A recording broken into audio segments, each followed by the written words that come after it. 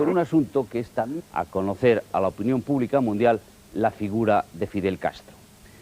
En este contexto, Documentos TV ofrece el reportaje Fidel Castro, el comandante, el hombre que ha sobrevivido a 7 presidentes de Estados Unidos. En el reportaje desfilan con sus testimonios personas claves en el proceso cubano, amigos, antiguos combatientes en Sierra Maestra y, por supuesto, enemigos. Sus testimonios dan una visión clara de la situación no solo de Fidel Castro, sino de la Cuba de hoy.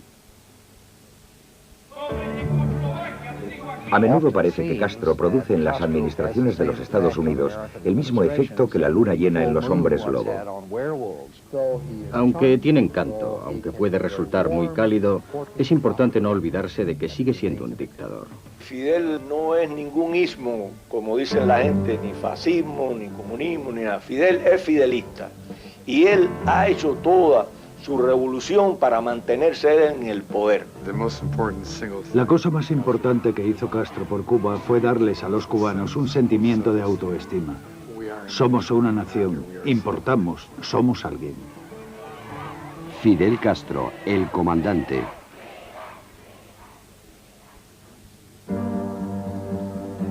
El 24 de febrero de 1996, 2 pequeñas avionetas fueron derribadas por misiles cubanos aire-aire. Las avionetas transportaban a miembros de un grupo de exiliados cubanos de Miami.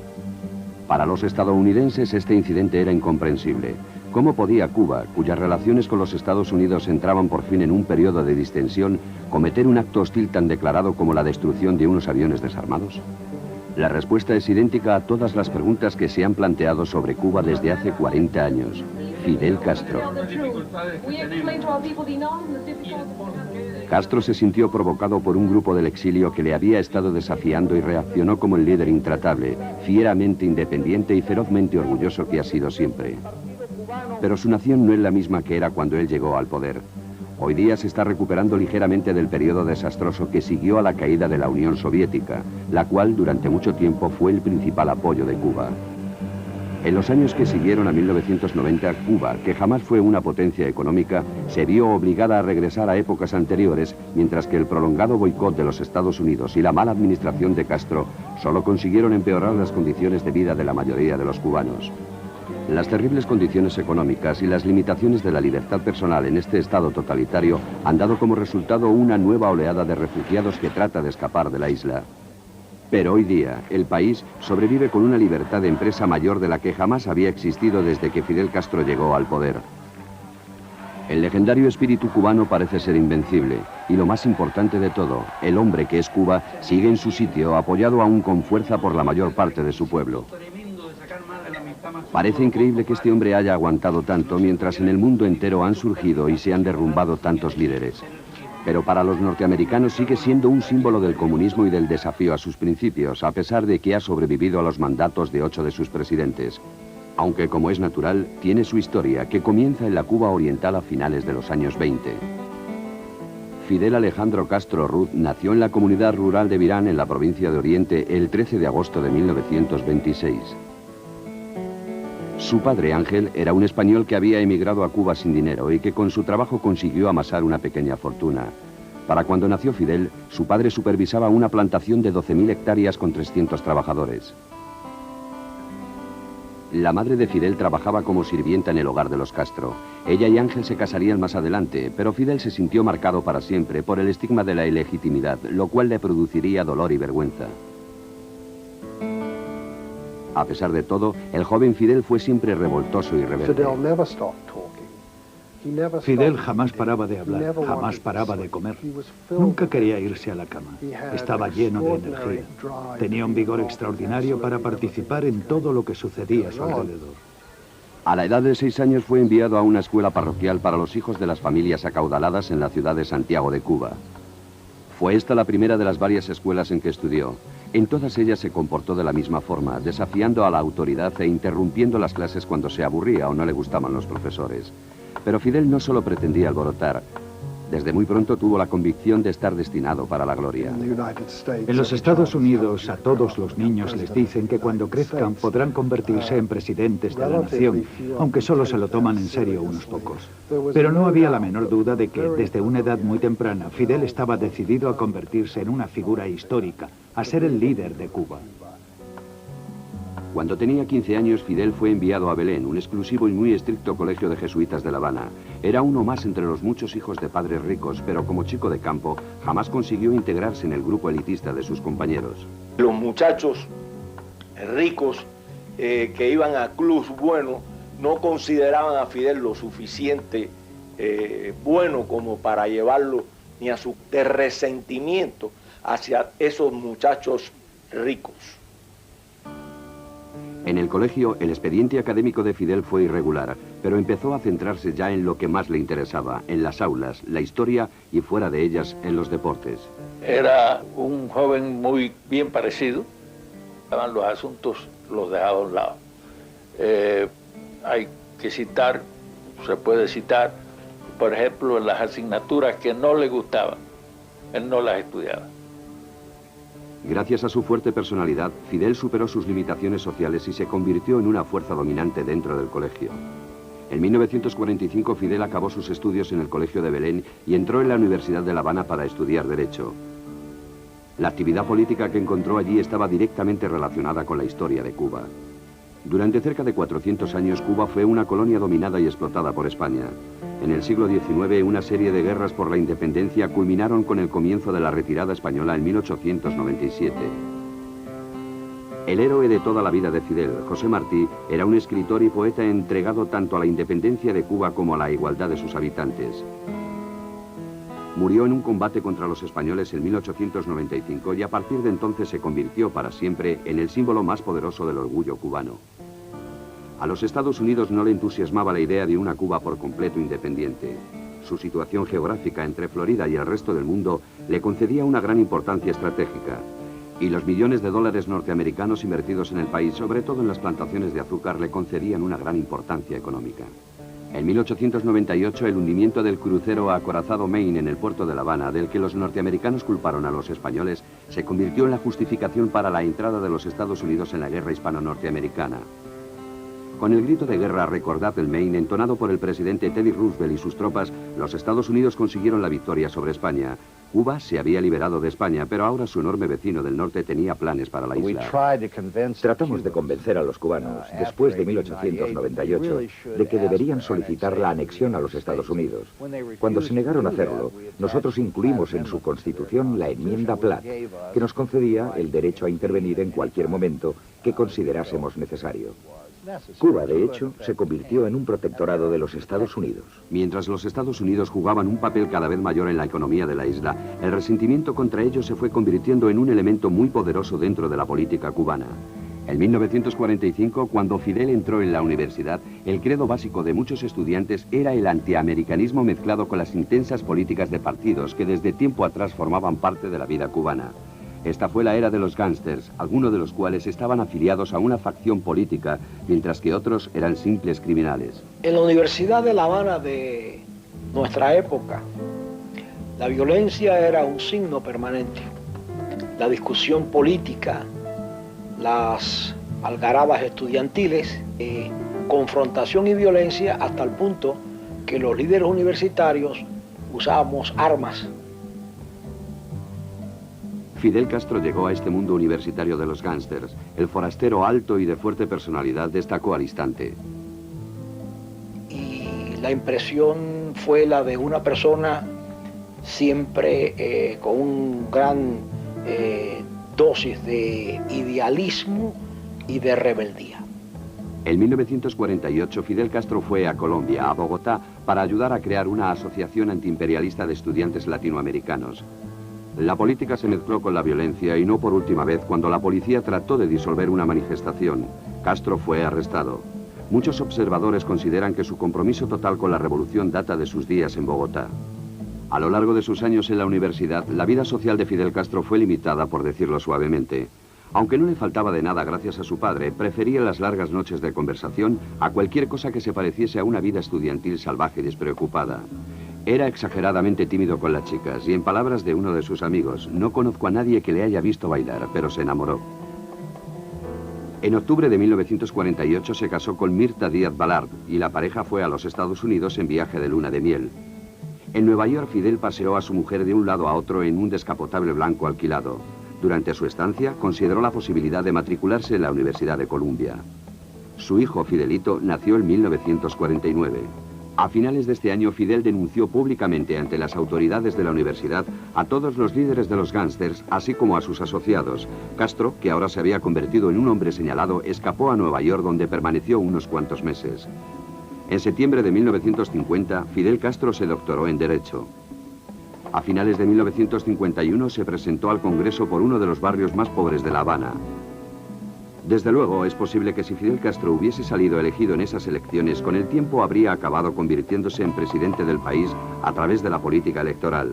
Pero el 10 de marzo de 1952, antes de las elecciones, un antiguo presidente, Fulgencio Batista, reconquistó el poder de Cuba mediante un golpe militar. Ahora, el sueño de Fidel Castro de llegar a gobernar Cuba tenía un objetivo específico: Batista. La revolución estaba a punto de comenzar. Era la primavera de 1952 y Fulgencio Batista era el dictador cubano. Fidel Castro empezó a escribir y a hablar en público en contra del régimen, que se iba volviendo cada vez más represivo con los que se oponían a él, pero los revolucionarios eran pocos y privilegiados.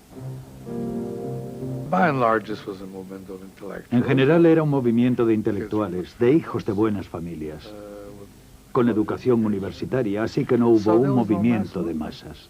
A pesar de los discursos y los artículos de Castro durante el primer año de Batista, entre el pueblo no se produjo un levantamiento general. Estaba claro que si Castro quería ganarse el apoyo de las masas tendría que hacer algo espectacular, de modo que él y sus seguidores trazaron un plan que en el mejor de los casos solo podría ser calificado de temerario. Un centenar de hombres atacaría al cuartel Moncada en Santiago, fuertemente defendido, con el fin de conseguir armas para la revolución. El ataque estaba programado para el amanecer del día siguiente a la celebración de una fiesta nacional, con la esperanza de sorprender a los soldados dormidos y borrachos. El ataque, que tuvo lugar el 26 de julio del 53, que en adelante se convertiría en la fecha más sagrada de la revolución, fue un desastre. The result is a massacre of Castro's men. His first act of treachery to Cuba's freedom fighters. When he orders his followers to attack in 26 trucks, the garrison machine guns them at leisure. Aparte de los hombres de Castro que murieron en la escaramuza, más de 60 fueron capturados, torturados y luego asesinados. Pero este ataque fue la primera acción importante planeada y encabezada por Fidel Castro y sirvió para crearle un nombre. El Moncada le consolida esa lideratura y se convierte en lo que pudiéramos llamar el líder de la generación del centenario. Pero hay que preguntarse cómo pudo Castro llevar a cabo un plan en apariencia tan descabellado. Era muy consecuente con esa idea hispana y romántica del martirio. En cualquier caso, él pasaría a la historia como una gran figura por haber liderado ese ataque, a pesar de que no consiguiera el éxito e incluso aunque muriese en la acción. En el proceso por el ataque al cuartel, Castro fue declarado culpable y condenado a 15 años de prisión. En su alocución final ante la corte, Fidel pronunció una frase que acabaría por convertirse en la más famosa de todas las suyas: «Condénenme, no tiene importancia, la historia me absolverá». Junto a otros rebeldes, Castro fue enviado a la prisión de la Isla de los Pinos, donde se dedicó a estudiar para doctorarse como revolucionario. Leyó libros de historia, de filosofía, de táctica militar, lo leyó todo. Mientras estaba encarcelado, Castro se enteró de que su mujer Mirta figuraba en la nómina del régimen de Batista. El divorcio era inevitable, y aunque tuvo muchas otras relaciones con mujeres, algunas de ellas muy duraderas, nunca se volvió a casar. Durante su confinamiento en prisión, el movimiento contra el régimen de Batista fue creciendo, en gran parte bajo la dirección de Castro. También aumentó la presión exterior hasta que el 15 de mayo de 1955 fue puesto en libertad sin condiciones. Ahora Fidel Castro era un hombre libre, seguro de sus objetivos y de los medios necesarios para derrocar a Batista. Me dijo esto, me dijo: yo lo que necesito es una víctima para atacar Israel. Y me dijo: ¿te acuerdas cuando leímos Mein Kampf que Hitler escogió a los judíos? Pues yo voy a escoger a los americanos, porque en estos momentos los americanos es el país más odiado en toda Latinoamérica y son los que han puesto a Batista el dictador. Luego es lógico que yo empiece mi movimiento atacando a los americanos. Como el régimen de Batista tomaba medidas cada vez más enérgicas contra sus oponentes, Castro supo que corría un grave peligro y decidió proseguir su revolución desde el exilio. El 24 de junio de 1955 voló a México y de inmediato se dedicó a crear un campo de entrenamiento y a recaudar dinero para la revolución. Un año y medio más tarde, el 25 de noviembre de 1956, Fidel Castro y sus 80 guerrilleros se hacinaron en el Granma, una vieja lancha a motor que hacía agua y que había sido diseñada para transportar a no más de 25 personas. Después de una terrorífica y casi desastrosa travesía de 7 días a través de un mar tempestuoso, tomaron tierra en un lugar remoto de la provincia de Oriente el 2 de diciembre. 4 días más tarde, la pequeña banda de rebeldes fue casi aniquilada por las tropas del gobierno. Solo sobrevivieron Fidel y otros 29 que se dirigieron a las montañas para iniciar su lucha. En los meses siguientes se sucedieron los ataques repentinos cada vez más osados, a la vez que se iban fortaleciendo las alianzas con los campesinos locales. El campesinado de la Sierra Maestra al principio no evadía.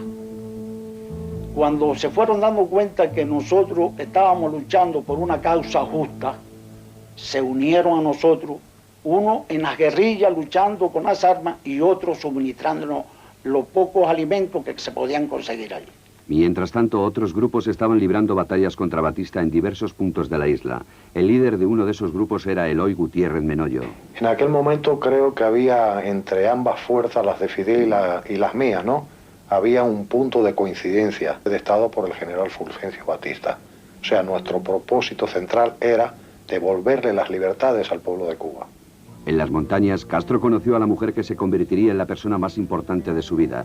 Celia Sánchez, de 36 años, era hija de un médico local. Estaba entregada por completo a la revolución y era también la única persona a la que Fidel Castro escuchaba de verdad.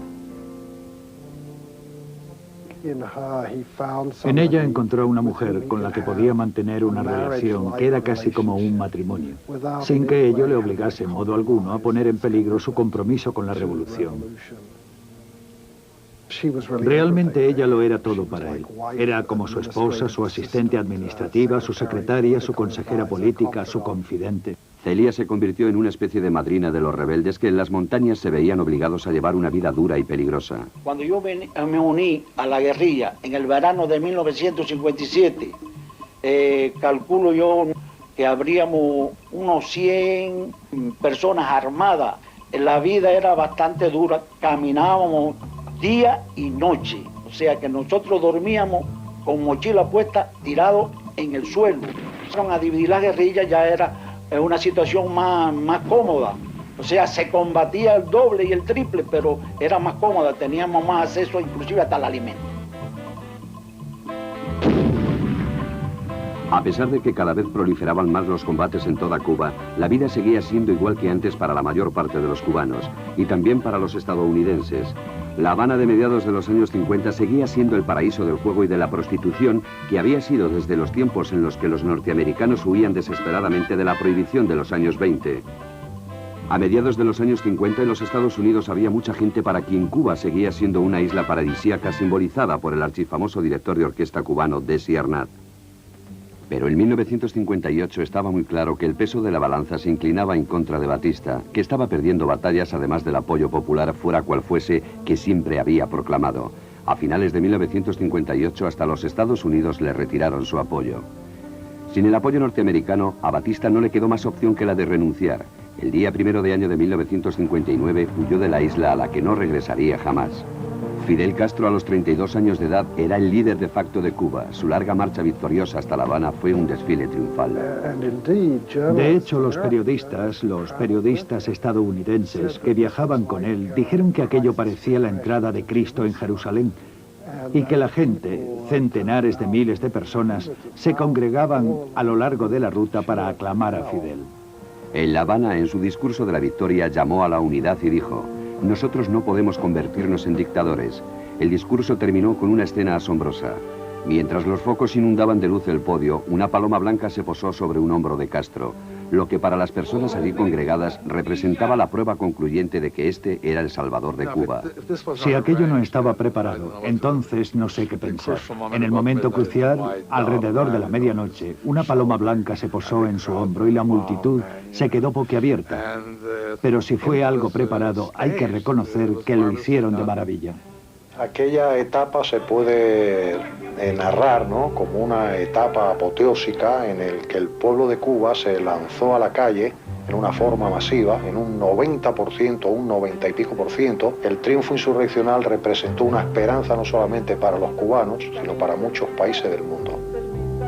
Aunque ahora cueste trabajo recordarlo, la victoria de Fidel Castro fue muy aplaudida y por mucha gente en los Estados Unidos. Pero en Cuba, irónicamente, la alegría con la que se recibió la entrada triunfal en La Habana de Castro dio paso a lo que muchos consideran el momento más oscuro de la revolución: los procesos y las ejecuciones masivas de muchos de los hombres de Batista. La gente acudía a él sin parar, a contarle las atrocidades que los hombres de Batista habían cometido en sus pueblos y a pedirle venganza contra esas gentes. Si él les hubiese contestado: no, lo que vamos a hacer es reconciliarnos, vamos a perdonar a toda esa gente, lo habrían considerado una traición total y le habrían dicho: lo que pasa es que no tiene cojones para hacerlo. Al tiempo que se producían las ejecuciones sumarias, aparecían las medidas represivas. Desde el primer momento que Castro llegó a La Habana, en enero del 59, se empezaron a sentir ya los primeros pasos en lo que era la represión. O sea, empezaron ya a intervenir teléfonos, empezaron a poner vigilancia y empezaron a coartar todo tipo de movimiento. Ignorando las protestas norteamericanas por sus acciones, Castro pasó a atacar de modo más directo a los Estados Unidos. Nacionalizó propiedades estadounidenses por valor de cientos de millones de dólares.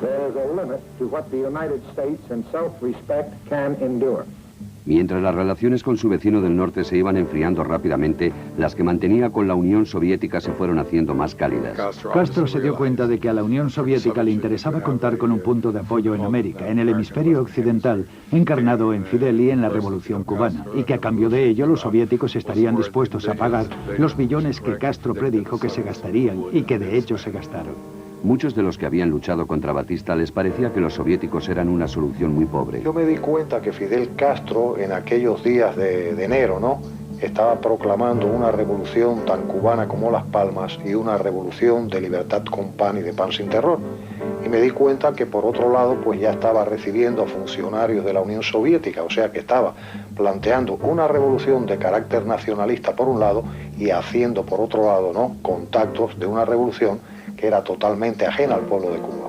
Pero por muy compatibles que fueran sus objetivos, Castro y los soviéticos tenían poco en común. No sabían quién era ese hombre extraño. Fue un encuentro entre personas diferentes, como si perteneciesen a planetas que nunca antes se hubiesen encontrado. A los soviéticos les resultaba muy difícil entender a Castro, tal vez tanto como a los Estados Unidos, solo que con una diferencia. Por motivos que los soviéticos nunca acabaron de entender, Castro estaba de parte de ellos. Y cuando Fidel Castro abrazó a Nikita Khrushchev en Nueva York en otoño de 1960, estaba claro que su enfrentamiento con los Estados Unidos era solo una cuestión de tiempo.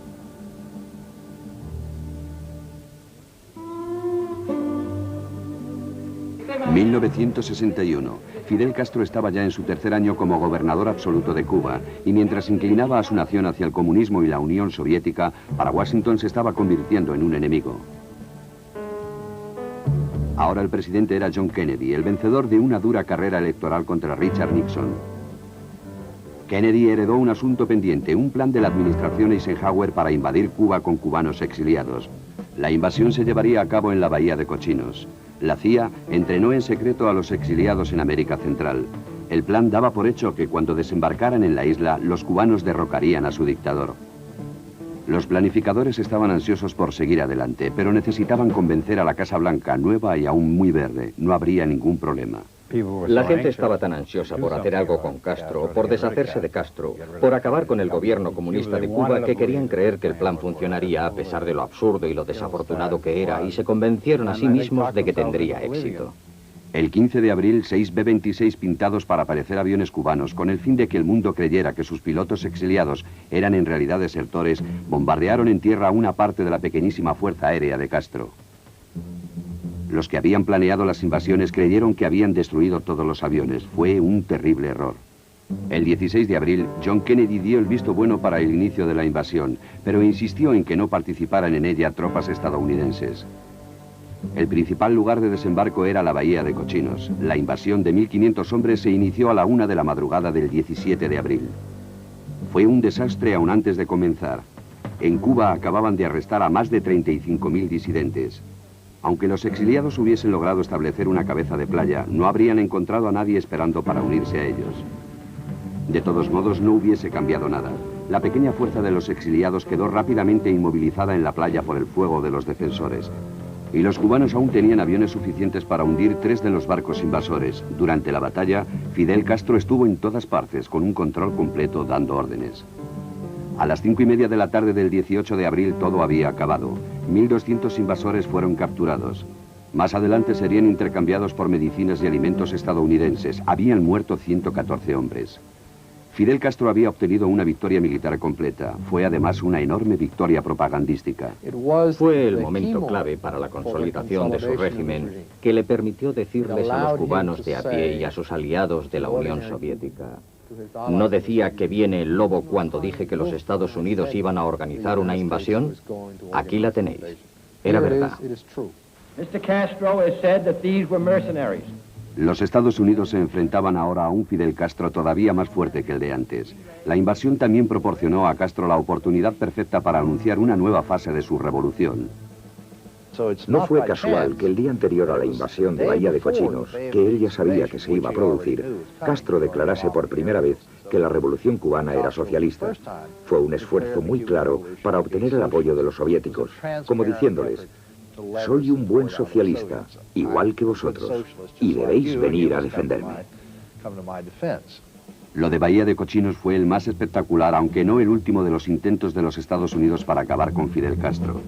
Hubo numerosos intentos de asesinato. En uno, al menos, estaba implicada la mafia, y en otros, supuestamente, se emplearon cigarros explosivos y cremas de afeitar envenenadas. Pero Castro sobrevivió a todos ellos. Poco después de Bahía de Cochinos, el presidente Kennedy tomó una medida que algunos norteamericanos no le perdonarían jamás. Pero antes pidió a su secretario de prensa que le consiguiese 1000 cigarros habanos.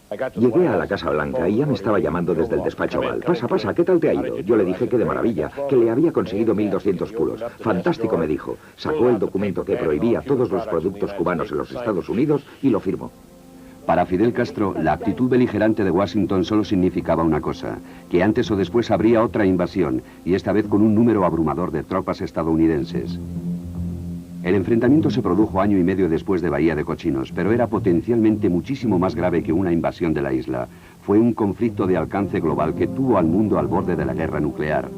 Durante julio y agosto de 1962 se transportaron a Cuba, en el mayor de los secretos, misiles soviéticos de medio alcance, acompañados por más de 40.000 soldados soviéticos destinados a defender los misiles y la isla. El domingo 14 de octubre, un avión espía U-2 de los Estados Unidos detectó las bases de misiles de Cuba. Los acontecimientos se precipitaron con rapidez. En la Casa Blanca, en intensas reuniones secretas, se tomó una decisión. Los Estados Unidos impondrían el bloqueo de la isla para evitar la entrega de más misiles. Si los soviéticos persistían en sus acciones, las tropas norteamericanas invadirían Cuba para destruir las bases de misiles. Los militares estadounidenses se prepararon.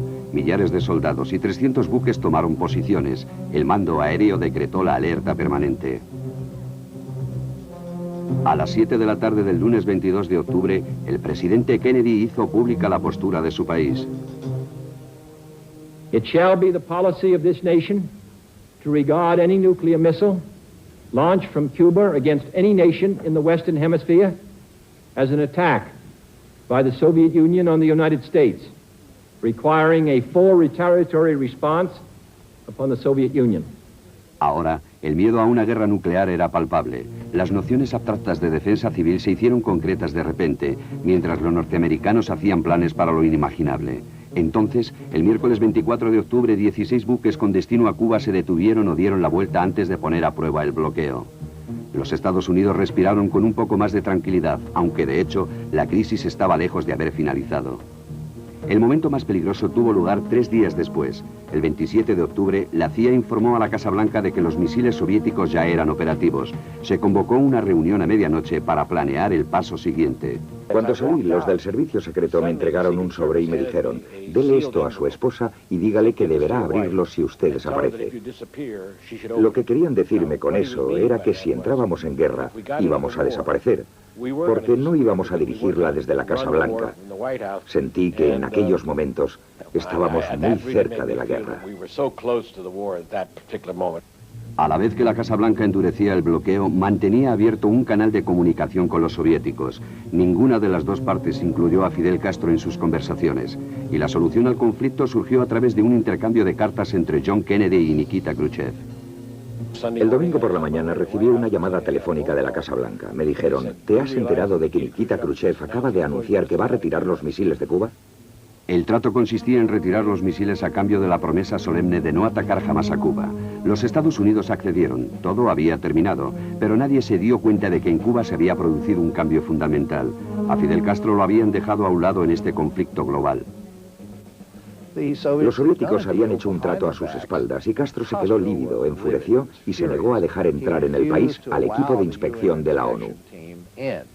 Los soviéticos trataron de ablandar a Castro ofreciéndole en Moscú una bienvenida digna de un héroe.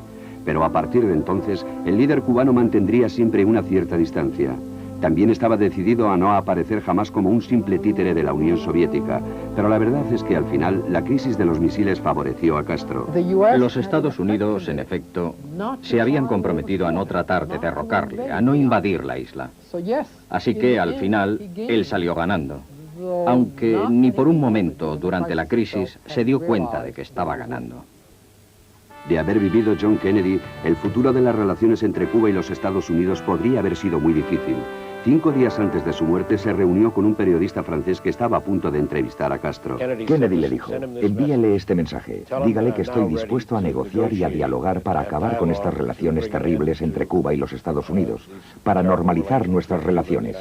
Y ese periodista estaba en el despacho de Castro entrevistándole cuando sonó el teléfono y Castro se enteró de que Kennedy había sido asesinado.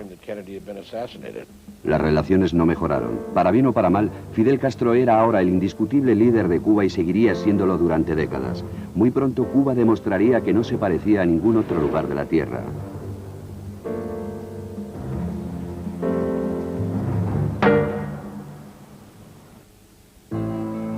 Al llegar en invierno de 1962, Cuba había atravesado su era más tumultuosa e inició un largo periodo en el que no hubo grandes cambios. Fidel Castro, en 1962, era el indiscutible señor de la isla y seguiría siéndolo durante décadas. Desde sus primeros días en el poder, Castro presentó la revolución al pueblo cubano como un experimento frágil, enfrentado a amenazas internas y, lo que era más grave, externas, por parte de los Estados Unidos. Defendía que Cuba tenía que entregarse con resolución a implantar el nuevo orden y que la celebración de elecciones en un momento demasiado temprano del proceso solo serviría para frenarlo.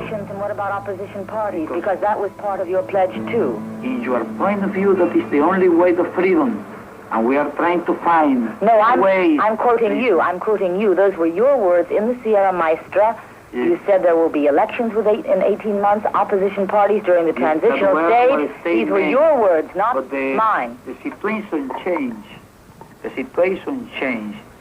De todas formas, Fidel Castro no hubiese sobrevivido tanto tiempo como lo ha hecho sin el abrumador apoyo e incluso el amor de la mayoría de su pueblo durante la mayor parte de los años que ha permanecido en el poder. Desde los primeros días de la victoria, Fidel Castro ha sido Cuba. También empezó desde muy pronto a hacer todo lo que creyó necesario para mantener esa identidad. A principios de los años 60, la represión ejercida por las fuerzas estatales de seguridad fue amplia, concienzuda, implacable y brutal. Se condenaba a la gente por delitos de opinión o de asociación política a penas de 10, 15, 25 y a veces 30 años. A mucha de esa gente la torturaron y se recurrió de modo sistemático a la fuerza y a la violencia para forzar a los individuos a retractarse de sus opiniones o a cambiar de comportamiento. En las prisiones también estaban aquellos que habían intentado derribar a Castro. Uno de ellos fue Eloy Gutiérrez Menoyo. El antiguo aliado de Castro trató de derrocarlo en 1965. Pasaría 22 años en una cárcel cubana. Las cárceles desde un principio empezaron a llenarse de enemigos del sistema en Cuba. Y el presidio que a mí me tocó vivir fue un presidio prácticamente de salvajismo y de barbarie, de mucha incomunicación, donde se nos negaba la asistencia médica, se nos negaba el acceso a la lectura, visitas, alimentación. Fue un presidio realmente muy duro, muy brutal. Frente a la historia de la represión, de la completa ausencia de prensa libre, del gobierno individual y absolutista de Fidel Castro, está la otra historia. La de lo que él y la revolución han logrado. En los campos de la sanidad, de la educación y de la construcción de una Cuba más igualitaria es donde Fidel Castro puede hablar de auténticos logros. Existe una auténtica preocupación por los oprimidos. No se trata del típico dictador militar latinoamericano que amasa una fortuna que guarda en un banco suizo, preparándose para un exilio dorado. Él quiere implantar una sociedad más igualitaria, que proporcione a todos las necesidades básicas.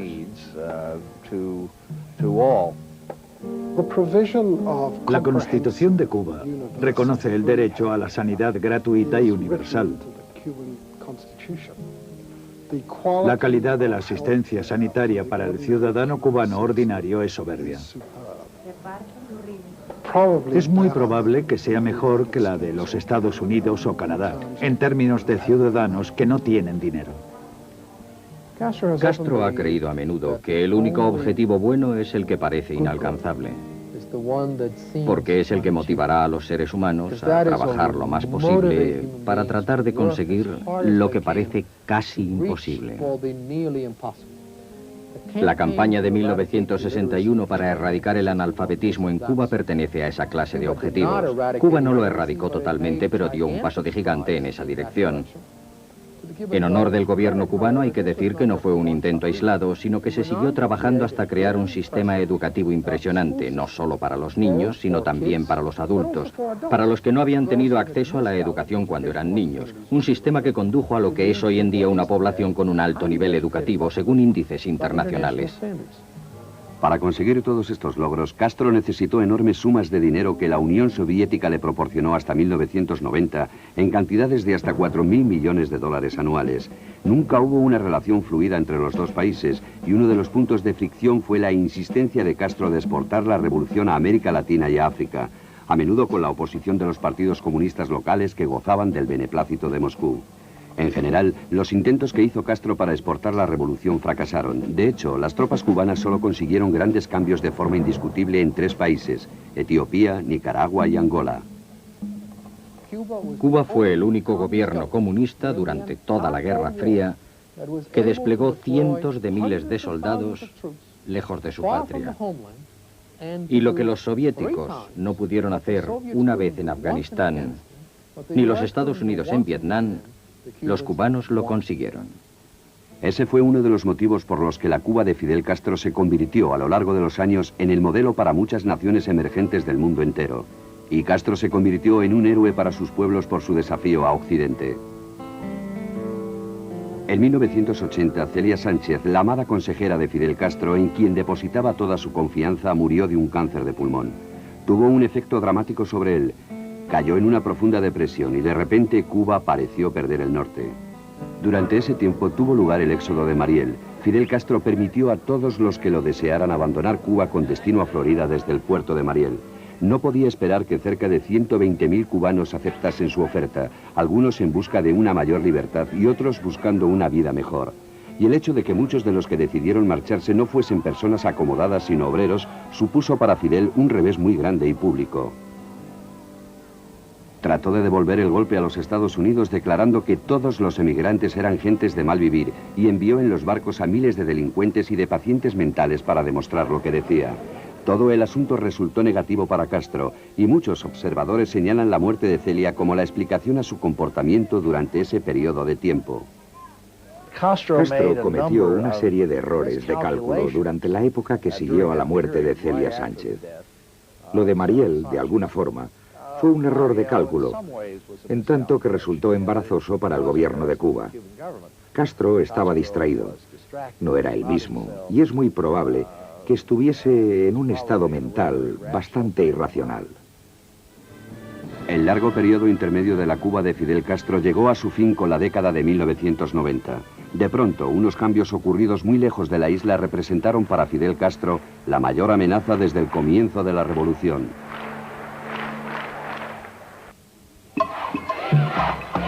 A mediados de los años 90, Fidel Castro sigue siendo el personaje singular que siempre ha sido y sigue gobernando Cuba de modo absolutista. Pienso que Fidel considera Cuba en muchos sentidos como el colegio de jesuitas al que asistió en su juventud. Él es el director, el jefe de estudios y siente una gran responsabilidad y paternalismo hacia todos los que viven en la isla. El declive del comunismo en el mundo ha servido para aclarar aún más la verdadera naturaleza de su gobierno. Pienso que Castro ha sido siempre primero fidelista y luego marxista-leninista. El marxismo-leninismo sirvió para sus propósitos como fidelista, aunque ya no le sirve. Yo soy de los que considero que Fidel no es ningún ismo, como dicen la gente, ni fascismo, ni comunismo, ni nada. Fidel es fidelista y él ha hecho toda su revolución para mantenerse en el poder. ¿Quién es Fidel Castro hoy día? Algunos observadores dicen que desde la muerte de Celia Sánchez se ha vuelto más aislado y está menos dispuesto a escuchar a los demás. En Cuba existe una ley no escrita según la cual nadie le pregunta a Fidel acerca de su vida privada, aunque corren muchos rumores. Se dice que desde hace 20 años ha compartido casa con la misma mujer que le ha dado 5 hijos. En 1994 hubo un atentado contra su vida, con 5 pistoleros disparando contra su coche, pero salió ileso de él. Sigue siendo un lector voraz, interesado y, según él, experto prácticamente en todo. Es indiscutible que Fidel Castro ya no disfruta en su país del mismo tipo de apoyo que tuvo en su momento. El derrumbamiento de la Unión Soviética después de 1990 dejó a Cuba a la deriva. La pérdida del apoyo soviético, los años de mala administración económica y el permanente y feroz embargo de los Estados Unidos hicieron retroceder a Cuba. La gente hacía colas por todas partes. Las estanterías de las tiendas estaban vacías y casi todo estaba racionado. Y mientras la economía seguía destrozada, un número cada vez mayor de cubanos que no habían conocido a otro líder que Fidel Castro decidieron abandonar la isla. Algunos se arriesgaron a hacer el mortal viaje hasta Florida en las frágiles embarcaciones de todo tipo que pudieron encontrar, y otros a cruzar el campo de minas que protege a la base militar que los Estados Unidos tienen en Cuba desde hace mucho tiempo, en la bahía de Guantánamo. La nueva realidad económica ha obligado a Fidel Castro a liberalizar Cuba y a aumentar la libertad de empresa. Al mismo tiempo está tratando de sacar provecho de la situación geográfica y el paisaje espectacular de Cuba para obtener a través del turismo la mayor cantidad posible de dólares. Fidel Castro todavía sigue comprometido con el socialismo y conserva el rígido control sobre su pueblo, pero algunos han creído notar un ablandamiento por su parte y Cuba es ciertamente menos represiva de lo que fue en un tiempo. A los 70 años conserva la buena salud a pesar de los rumores que dicen que tuvo una ligera apoplejía. Hace algún tiempo dejó de fumar los habanos por motivos de salud y para dar ejemplo a los jóvenes cubanos. Y lo más importante de todo, ha hablado de ceder una parte del control que ejerce las 24 horas del día. Tiempo pasan. Time passes. Y hasta los corredores de maratón and even the marathon se cansan. Runners get tired.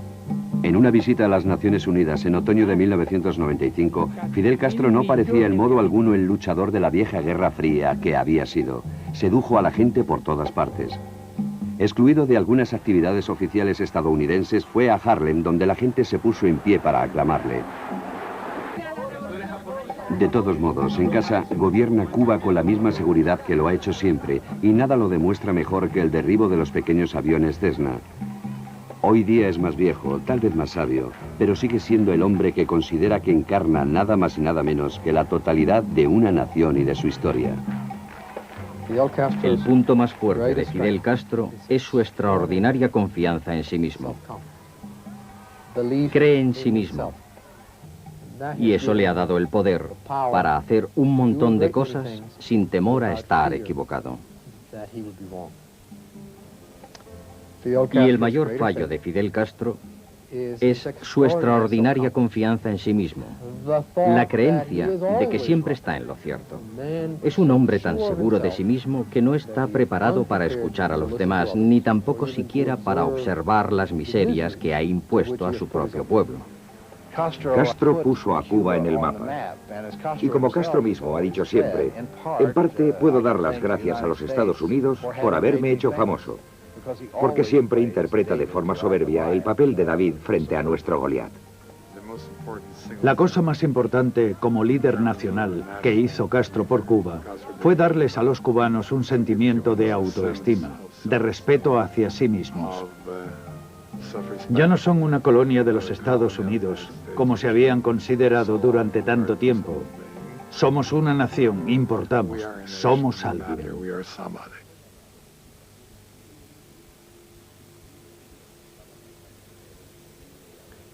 Fidel Castro, el comandante, posiblemente el último líder